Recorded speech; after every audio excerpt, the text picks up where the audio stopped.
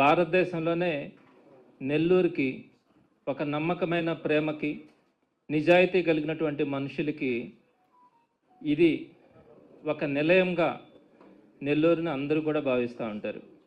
నెల్లూరు అంటే ఒక మంచి నగరం, అక్కడ ఒక నిజాయితీ ఉంటుంది, నమ్మకం ఉంటుంది అని. కానీ ఈరోజు నెల్లూరులో నిజాయితీ, నమ్మకం ఇవి లేవు.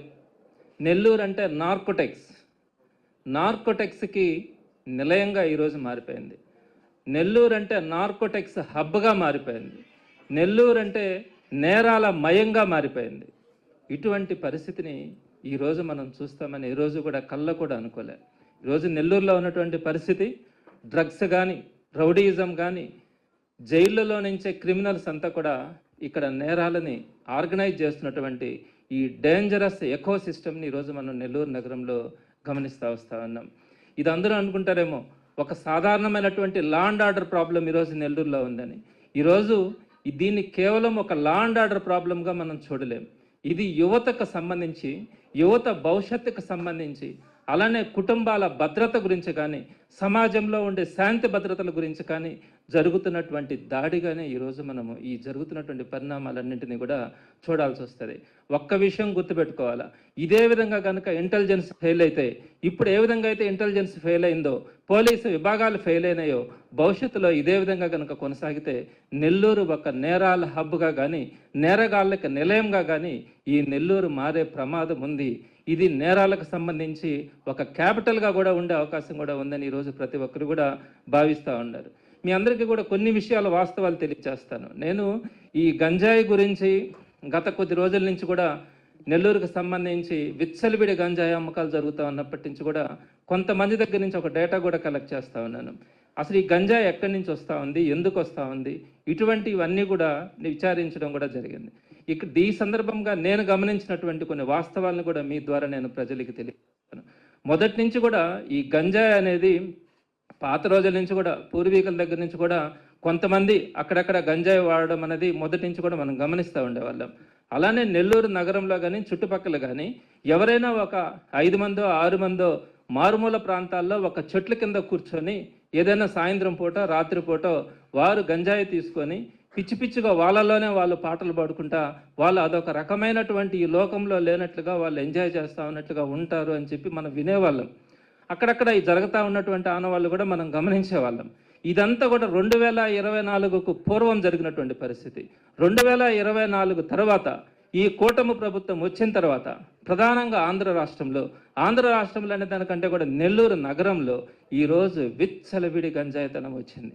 ఈ గంజాయి తాగిన వాళ్ళు కూడా ఎక్కడో ఒక మారుమూల ప్రాంతాల్లో కూర్చోవట్ల, వాళ్ళు ఏదో పిచ్చి పిచ్చి చూపులు, పిచ్చి పిచ్చిగా నవ్వుకోవడాలు కానీ ఇవన్నీ కూడా జరగట్లా.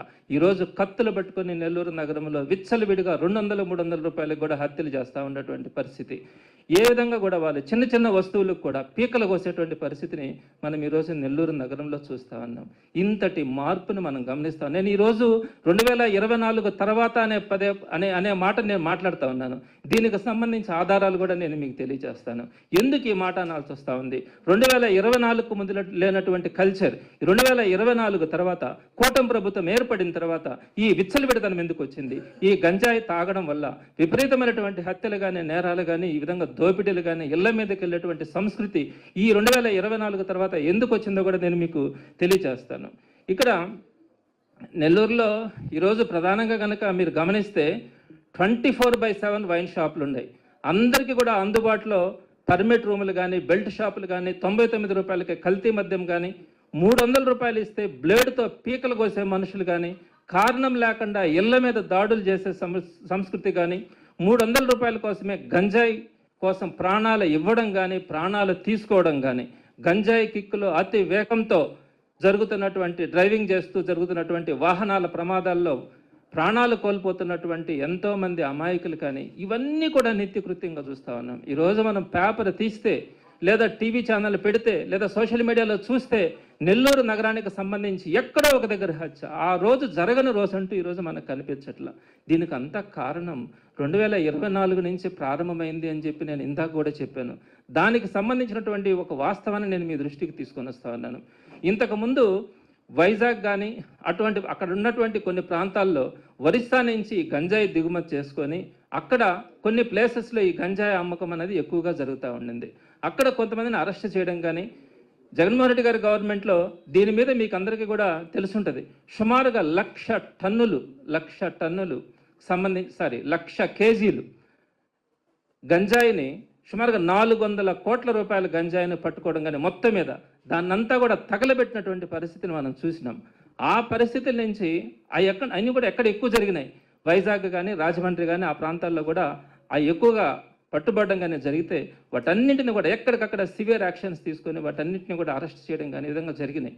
అయితే ఎక్కడైతే ఆ ప్రాంతాల్లో జరుగుతూ ఉన్నప్పుడు అక్కడ ఉన్నటువంటి క్రిమినల్స్ అందరినీ అరెస్ట్ చేసి అక్కడ ఉన్నటువంటి జైలుల్లో పెడతా ఉన్నటువంటి పరిస్థితుల్లో 2024లో కూటమి ప్రభుత్వం వచ్చిన తర్వాత ఇంటర్ జోనల్ చేంజెస్ అన్నది కొన్ని చేసినారు. అందులో భాగంగా ఎక్కడైతే క్రైమ్ జరుగుతుందో ఆ ఖైదీల్ని అక్కడ ఉన్నటువంటి జైలులో కాకుండా వేరే ప్రాంతంలో వేరే జోన్లో ఉన్నటువంటి జైలులోకి మార్చేటువంటి పరిస్థితిని 2024లో కూటమి ప్రభుత్వం వచ్చిన తర్వాత తీసుకురావడం కూడా జరిగింది. ఇందులో భాగంగా ఆ ప్రాంతాల్లో ఉన్నటువంటి ఎక్కడైతే వైజాగ్ కానీ ఆ చుట్టుపక్కల ప్రాంతాల్లో ఉన్నటువంటి ఈ వైజాగ్ ఈ డ్రగ్స్కి సంబంధించి ఈ గంజాయికి సంబంధించినటువంటి క్రిమినల్స్ ఎవరైతే ఉండారో వారందరినీ కూడా అక్కడ జైలులో నుంచి వారందరినీ కూడా నెల్లూరు జైలుకి ట్రాన్స్ఫర్ చేయడం జరిగింది. అక్కడ ఉన్నటువంటి క్రిమినల్స్ అందరినీ కూడా ఈ గంజాయి బ్యాచ్ని కానీ ఈ విధంగా క్రైమ్ చేసేటువంటి వాళ్ళందరినీ కూడా నెల్లూరు జైలుకి తరలించడం కూడా జరిగింది.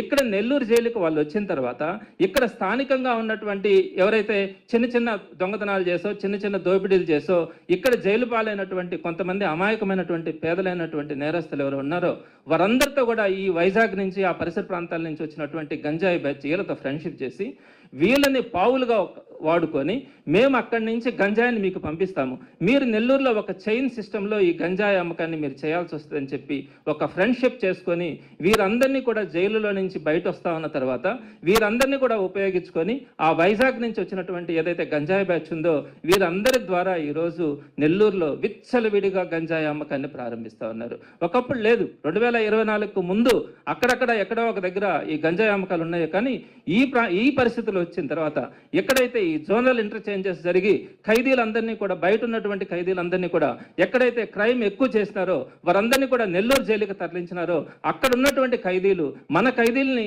ట్రైనింగ్ చేసుకొని జైలు లోపలనే పావులుగా వాడుకొని వారందరి దగ్గర కూడా ఈరోజు గంజాయి వ్యాపారం చేయించే పరిస్థితి ఈరోజు మనం నెల్లూరు నగరంలో చూస్తూ ఉన్నాం. విచ్చలవిడితనం వచ్చేసింది, లా అండ్ ఆర్డర్ ఎక్కడ కూడా లేదు. దానికి సంబంధించినటువంటి అధికారులు కానీ మొత్తం కూడా ఏదైతే మీరు మన అధికార పక్షం ఉందో అధికార పార్టీ ఏం చెప్తే అది వినేటువంటి పరిస్థితుల్లో ఈరోజు పోలీస్ యంత్రాంగం కానీ అధికారులు కూడా తయారైనారు. ఎక్కడ కూడా మీరు చూడండి, రౌడీ షీట్లు ఓపెన్ చేసినా కూడా ప్రతిపక్షంకి సంబంధించినటువంటి కుటుంబ తగాదాలు కానీ ఏదైనా కూడా సివిల్ మ్యాటర్స్లో కానీ ఏదైనా తప్పు చేస్తే వాళ్ళని తీసుకెళ్లి రౌడీ షీట్లు ఓపెన్ చేయడం, వాళ్ళ మీద గంజాయి కేసులు పెట్టడం. అంతేగాని అధికార పార్టీలో ఉన్నటువంటి నిజమైనటువంటి రౌడీ షీటర్స్ను కూడా ఈరోజు ఎక్కడా కూడా నెల్లూరులో అరెస్ట్ చేసినటువంటి పరిస్థితి కనిపించట్లా. ఎక్కడైనా కూడా అధికార పార్టీకి సంబంధించినటువంటి వాళ్ళు కానీ అటువంటి వాళ్ళు కనుక డ్రగ్స్ కానీ గంజాయి కానీ వాళ్ళ ఒక ఎన్రోల్మెంట్ కోసం గంజాయికి సంబంధించినటువంటి కేసులు పెట్టమని పయనించి ఒత్తిడి వస్తూ ఉంది. కాబట్టి ఇక్కడ ఎవరైతే ప్రతిపక్షంలో యాక్టివ్గా ఉన్నారో ప్రతిపక్షంలో ఎవరైతే యాక్టివ్గా నోరు తెరిచి మాట్లాడుతూ ఉన్నారో వాళ్ళందరినీ తీసుకొని వచ్చి మీ మీద మేము గంజాయి కేసు పెడతాం, మీ మీద మేము రౌడీ షీట్లు ఓపెన్ చేస్తామని చెప్పి ఈరోజు పోలీసులు మాట్లాడుతూ ఉన్నారు. ఇది నిజమైన సంస్కృతి? లెక్కలేనితనం వచ్చేసింది. ఎక్కడైనా కూడా గంజాయి కేసులు ఎందుకు పెడతా ఉన్నారు? కేవలం ప్రతిపక్షం మీద మాత్రమే. ఎక్కడైనా కూడా రౌడీ షీట్లు ఎక్కడ ఓపెన్ చేస్తూ ఉన్నారు? కేవలం ప్రతిపక్షం మీద మాత్రమే. అధికార పార్టీలో ఉంటే మాత్రం వాళ్ళ రౌడీజం చేసుకోవచ్చు, రౌడీ షీట్లుగా ఉండొచ్చు, గంజాయి అమ్ముకోవచ్చు, ఎన్ని నేరాలైనా చేయొచ్చు. కూడా వాళ్ళ మీద కన్నెత్తి చూసే పరిస్థితి కూడా కనిపించట్లా, నోరు తెరిచి మాట్లాడే పరిస్థితి కూడా ఈరోజు పోలీసుల్లో కానీ అధికారులు కనిపించట్లా.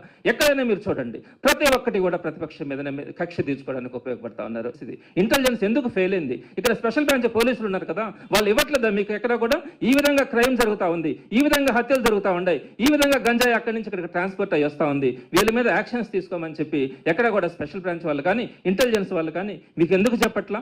వాళ్ళకున్నటువంటిది ఏకైక లక్ష్యం ఒకటే, ప్రతిపక్షంలో ఎవరితో మాట్లాడుతూ ఉన్నారు, ఎవరు రేపు యాక్టివిటీ చేయబోతా ఉన్నారు, అధికార పార్టీ గురించి ఎవరైనా కూడా వాళ్ళు మాట్లాడే పరిస్థితి ఉందా, వాళ్ళ మీద ఎలాంటి కేసులు పెట్టాలా, దానికి సంబంధించినటువంటి రికార్డ్స్ ఇవ్వడానికి మాత్రమే ఈ రోజు ఇంటెలిజెన్స్ ని మీరు ఉపయోగించుకునే పరిస్థితి ఏర్పడతా ఉంది, స్పెషల్ బ్రాంచ్ని ఉపయోగించుకునే పరిస్థితి ఏర్పడతా ఉంది.